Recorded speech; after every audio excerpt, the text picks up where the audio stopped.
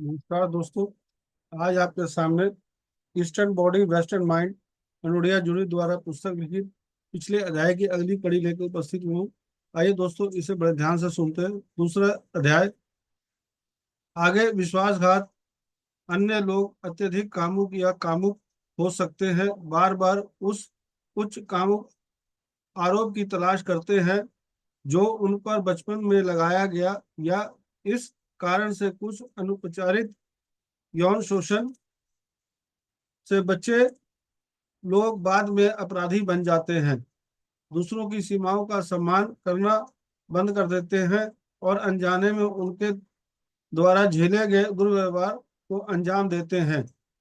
अक्सर यौन शोषण इतना दर्दनाक होता है कि घटनाएं स्मृति से दब जाती हैं, जिससे उन्हें प्रभावी रूप से पहचानना और उनका इलाज करना मुश्किल हो जाता है।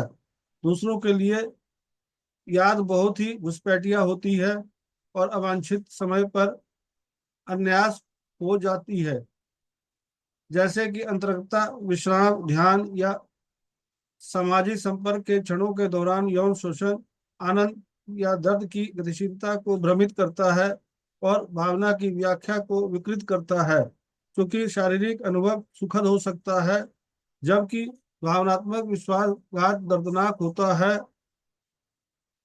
इसलिए आनंद और दर्द के बारे में निरंतर भ्रम हो सकता है। आनंद महसूस करते समय व्यक्ति दुखी या शर्मिंदा महसूस कर सकता है, या इससे उत्पन्न होने वाली भावनाओं के डर से आनंद को सीमित कर सकता है। अन्य मामलों में, जहां अपराधी एक विश्वसनीय पारिवारिक सदस्य था और दुर्व्यवहार, अंतरंगता और निकटता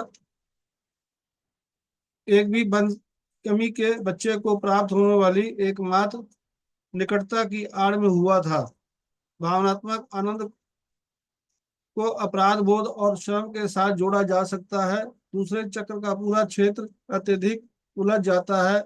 दुर्व्यवहार से बचे लोग अक्सर अपने शरीर द्वारा धोखा महसूस कर सकते हैं और इसके संकेतों को पूरी तरह से अनदेखा करना चुन सकते हैं। संवेदना और भावना में दबे हुए परस्पर विरोधी संदेशों की को सुलझाना एक लंबी और कठिन प्रक्रिया है। दुर्व्यवहार को चेतना में लाना, इसके प्रभावों के बारे में जानना और उपचार प्रक्रिया में शामिल होना व्यक्ति के जीवन के हर पहलू में गहरा बदलाव लाता है। यौन दुर्व्यवहार के प्रभावों को ठीक करना संभव है, और अब उपचार प्रक्रिया में सहायता के लिए कई प्रशिक्षित चिकित्सक समूह और किताबें उपलब्ध हैं। बलात्कार बलात्कार दूसरे चक्र पर इतना स्पष्ट हमला है कि वह लगभग अपने आप में ही सब कुछ कह देता है। शक्ति और हिंसा के लिए कामुकता का उपयोग, किसी की सीमाओं और किसी की गरिमा का उल्लंघन, भीतर की आत्मा को डराना और नष्ट करना, ये सभी पूरे चक्र तंत्र पर हमला करते हैं। क्योंकि दूसरा चक्र तंत्र में पहला स्थान है जहां से बाहरी चीजें अंदर आती हैं, एक खुली प्रणाली प्रणाली होने के लिए एक आवश्यक प्रवेश द्वार। बलात्कार का उल्लंघन पूरे तंत्र को बंद करने के लिए मजबूर कर देता है। बाल यौन शोषण के लिए सूचीबद्ध कोई भी प्रभाव बलात्कार के व्यस्त अनुभवों के साथ भी हो सकता है। जब बचपन में हुए दुर्व्यवहार के घाव ठीक नहीं होते हैं, तो बलात्कार न केवल अपने आप में एक दर्दनाक घटना है, बल्कि पहले की घटनाओं के लिए फिर से होना भी है। हमारे मूल निचले चक्र की नींव जितनी मजबूत होगी, ठीक होने के लिए हमारे संसाधन उतने ही बेहतर होंगे। गर्भपात गर्भपात एक दुर्व्यवहार नहीं है जो किसी छोटे बच्चे के साथ होता है, फिर भी इस पर यहाँ विचार करने की आवश्यकता है, क्योंकि इसका महिला के दूसरे चक्र पर गहरा प्रभाव पड़ सकता है। भावनात्मक स्तर पर गर्भपात एक नैतिक संघर्ष है, और चाहे कोई कितना भी उदार उदार क्यों न हो, निर्णय कभी भी आसान नहीं होता।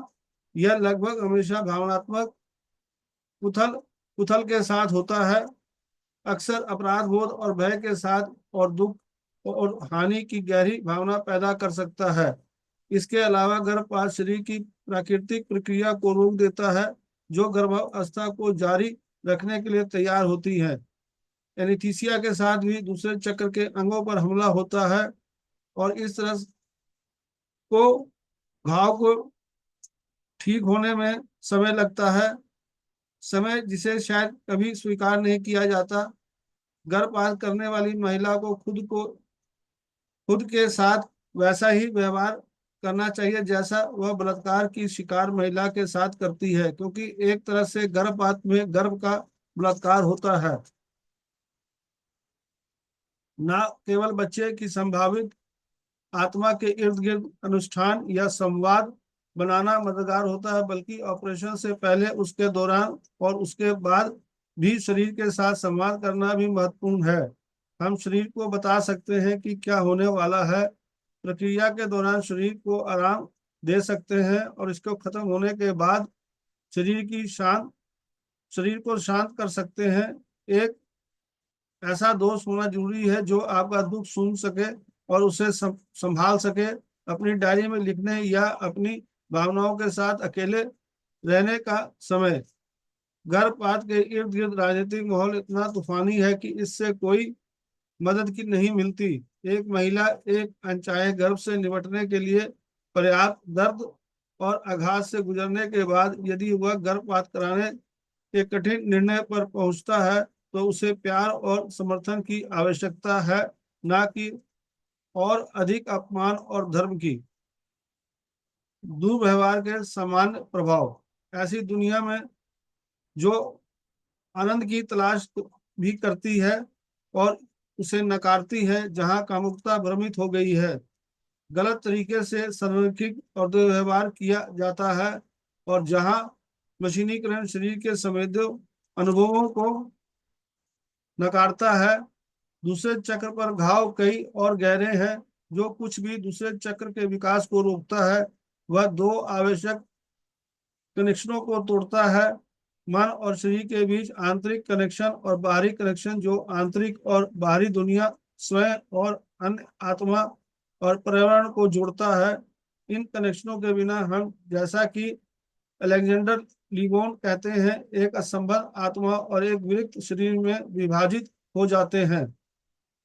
स्पर्श, उत्तेजना और पोषण की कमी के कारण हम सचमुच संपर्क से बाहर हो जाते हैं, खंडित हो जाते हैं, अलग थलग हटाए गए, डिस्कनेक्ट हो जाते हैं और अंततः गलत सूचना प्राप्त कर लेते हैं। यदि हमारे संवेदी चैनल बंद हो जाते हैं, तो हम अपनी सूचना इनपुट के बड़े हिस्से को अवरुद्ध कर देते हैं और अपनी ही दुनिया में बंद हो जाते हैं।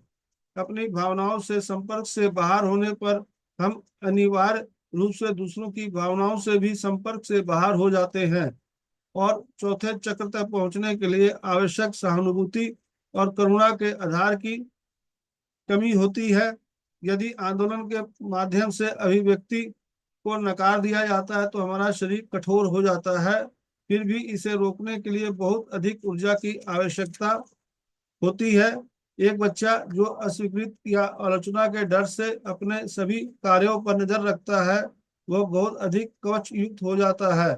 एक कठोरता के साथ जो शारीरिक आजीविका और व्यक्तिगत असुविधा में परिलक्षित होती है, अक्सर नए विचारों, वैकल्पिक जीवन शैली, रोमांच या संभावनाओं के लिए लचीलेपन और खुलेपन की इसी तरह की कमी होती है, जो अस्वीकार कर दिया जाता है, तब प्रक्षेपित कठोरता बन जाता है, जो दृढ़ता से न्यायपूर्ण हो सकता है, जो भावना क्षेत्र में निश्चित जुनून से प्रेरित होता है।